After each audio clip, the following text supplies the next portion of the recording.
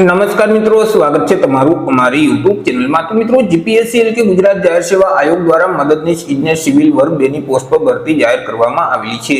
તો આ ભરતી વિશે આપણે તમામ માહિતી એક જ વિડીયોમાં મેળવી લઈશું, પરંતુ તે પહેલા વિડીયો ગમે તો લાઈક અને શેર કરી દેજો। ચેનલમાં નવા હોય તો ચેનલને સબસ્ક્રાઇબ કરી દેજો। તો ચાલો મિત્રો, વિડીયોની શરૂઆત કરીએ।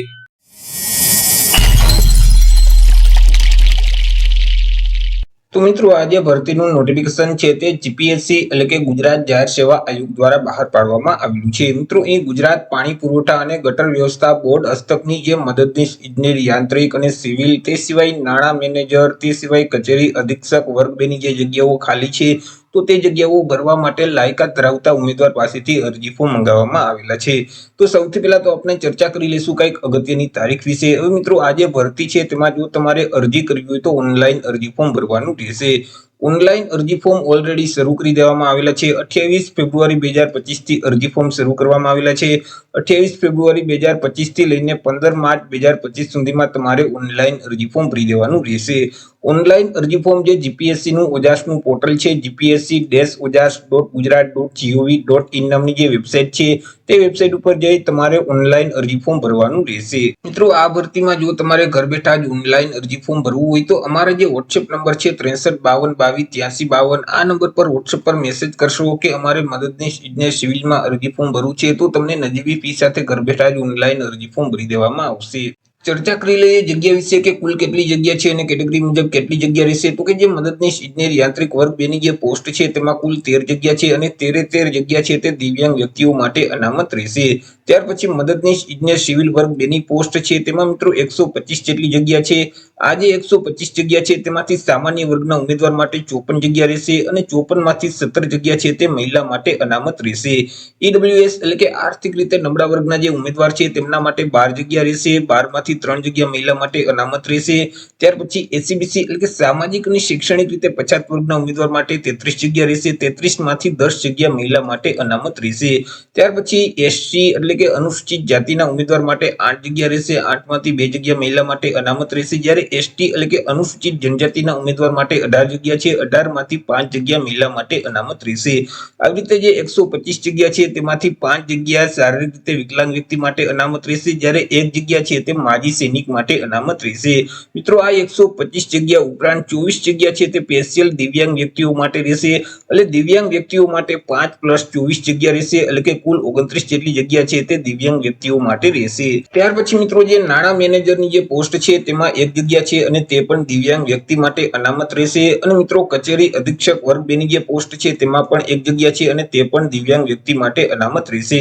મિત્રો, અહીં જે મદદનીશ ઇજનેર સિવિલ સિવાય બાકી જે તમામ પોસ્ટ છે તે દિવ્યાંગ વ્યક્તિઓ માટે રહેશે। એ મદદનીશ ઇજનેર સિવિલની જે 125 જગ્યા છે તે મિત્રો તમામ ઉમેદવાર માટે રહેશે। તેમાં તમામ ઉમેદવાર અરજી ફોર્મ ભરી શકશે।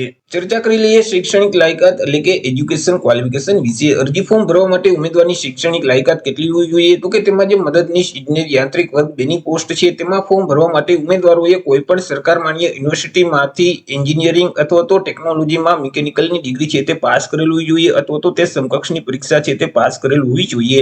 સાથે સાથે ઉમેદવાર પાસે બેઝિક કોમ્પ્યુટરનું નોલેજ હોવું જોઈએ।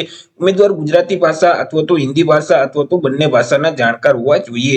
તે સિવાય જે મદદનીશ ઇજનેર સિવિલ વર્ગ 2 ની પોસ્ટ છે તો તેમાં અરજી ફોર્મ ભરવા માટે ઉમેદવારોએ કોઈપણ સરકાર માન્ય યુનિવર્સિટીમાંથી એન્જિનિયરિંગ અથવા તો ટેકનોલોજીમાં સિવિલની ડિગ્રી છે તે પાસ કરેલ હોવી જોઈએ અથવા તો તે સમકક્ષની પરીક્ષા પાસ કરેલ હોવી જોઈએ। ઉમેદવાર પાસે સાથે સાથે બેઝિક કોમ્પ્યુટરનું નોલેજ હોવું જોઈએ। ઉમેદવાર ગુજરાતી ભાષાના અથવા તો હિન્દી ભાષાના અથવા તો બંને ભાષાના જાણકાર હોવા જોઈએ। વાત કરી લઈએ એજ લિમિટ એટલે કે વય મર્યાદા વિશે। અરજી ફોર્મ ભરવા માટે ઉમેદવારની ઉંમર કેટલી હોવી જોઈએ?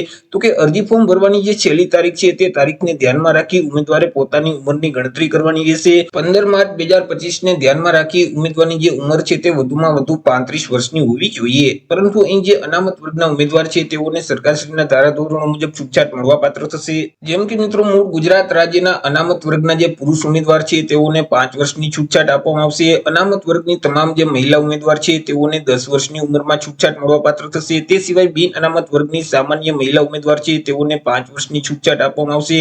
માજી સૈનિક છે તો તેઓએ જે સંરક્ષણ સેવા બજાવેલ છે તે ઉપરાંત 3 વર્ષની છૂટછાટ મળવાપાત્ર થશે। તે સિવાય વિકલાંગ વ્યક્તિઓ છે તેઓને 10 વર્ષની છૂટછાટ આપવામાં આવશે। તે સિવાય બાકી જે તમામ ઉમેદવાર છે તો તેમની જે ઉંમર છે તે 15 માર્ચ 2025 ને ધ્યાનમાં રાખી વધુમાં વધુ 35 વર્ષની હોવી જોઈએ। વાત કરી લઈએ પે સ્કેલ એટલે કે પગાર ધોરણ વિશે કે ઉમેદવારને કયા પગાર ધોરણ મુજબ પગાર આપવામાં આવશે, તો ઉમેદવારને પે મેટ્રિક લેવલ 8 મુજબ પગાર મળવાપાત્ર થશે। એટલે કે ₹44,900 થી લઈને 1,42,400 નું જે પગાર ધોરણ છે તે મુજબ ઉમેદવારને પગાર આપવામાં આવશે। ચર્ચા કરી લઈએ અરજી ફી વિશે કે કયા ઉમેદવારોએ કેટલી અરજી ફી ભરવાની રહેશે। તો અહીં જે બિન અનામત વર્ગના તમામ ઉમેદવાર છે પુરુષ અને મહિલા તે તમામ ઉમેદવારોએ અરજી ફી ભરવાની રહેશે। અરજી ફી છે તે તમે મિત્રો ઓનલાઈન અને ઓફલાઈન બંને રીતે ભરી શકશો।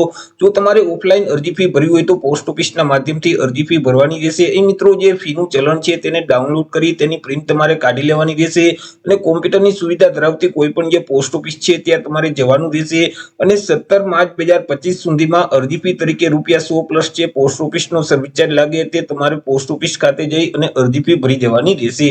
તે સિવાય જો તમે ઓનલાઈન અરજી ફી ભરવા માંગતા હોય તો મિત્રો તમે net banking, credit card, debit card અથવા તો યુપીઆઈ ના માધ્યમથી ઓનલાઈન અરજી ફી છે તે ભરી શકશો। ચર્ચા કરી લઈએ સિલેક્શન પ્રોસેસ વિશે કે ઉમેદવારનું સિલેક્શન છે તે કેવી રીતે કરવામાં આવશે। તો ઉમેદવારનું સિલેક્શન અલગ અલગ સ્પર્ધાત્મક પરીક્ષાના આધારે કરવામાં આવશે કે જેમાં સૌથી પહેલા પ્રાથમિક કસોટી લેવામાં આવશે। આ જે પરીક્ષા છે તે ગાંધીનગર અથવા તો અમદાવાદ ખાતે લેવામાં આવશે કે જેમાં ઉમેદવારોએ સ્વખર્ચે હાજર રહેવાનું રહેશે। મિત્રો અહીં તમને જે ક્વેશ્ચન પેપર આપવામાં આવશે તેમાં જીકે એટલે કે સામાન્ય અભ્યાસને લગતા કુલ 100 પ્રશ્ન પૂછવામાં આવશે કે જેમના 100 માર્ક રહેશે। તે સિવાય મિત્રો અહીં જે સંબંધિત વિષય એટલે કે એન્જિનિયરિંગને લગતા 200 પ્રશ્ન પૂછવામાં આવશે કે જેમના 200 માર્ક રહેશે। આવી રીતે જે પ્રાથમિક પરીક્ષા છે તેમાં કુલ 300 એમસીક્યુ પ્રકારના પ્રશ્ન પૂછવામાં આવશે કે જેમના કુલ 300 માર્ક રહેશે। જે ઉમેદવાર પ્રાથમિક પરીક્ષામાં પાસ થઈ જશે એટલે આગળ તેઓનું રૂબરૂ મુલાકાત એટલે કે મૌખિક ઇન્ટરવ્યુ લેવામાં આવશે। એ મિત્રો જે પરીક્ષાનો અભ્યાસક્રમ છે તે જીપીએસસી પોતાની જે ઓફિશિયલ વેબસાઇટ છે તે વેબસાઇટ ઉપર અલગથી જાહેર કરશે। જ્યારે અભ્યાસક્રમ જાહેર કરવામાં આવશે એટલે આપણે ફરીથી એક અલગથી વિડીયો અપલોડ કરી દઈશું। તો એ રીતે મિત્રો જીપીએસસી દ્વારા જે ગુજરાત પાણી પુરવઠા અને ગટર વ્યવસ્થા બોર્ડ હસ્તકની મદદનીશ ઇજનેર સિવિલ વર્ગ 2 ની જે જગ્યાઓ છે તો તે જગ્યાઓ ભરવા માટે લાયકાત ધરાવતા ઉમેદવાર પાસેથી અરજી ફોર્મ મંગાવવામાં આવેલા છે। તો આશા રાખું છું વિડીયો પસંદ પડ્યો હશે। વિડીયો પસંદ પડ્યો હોય તો લાઈક અને શેર કરી દેજો। ચેનલમાં નવા હોય તો ચેનલને સબસ્ક્રાઇબ કરી દેજો। ફરી મળીશું એક નવા ટોપિક સાથે એક નવા વિડીયોમાં। ત્યાં સુધી જય હિન્દ, વંદે માતરમ।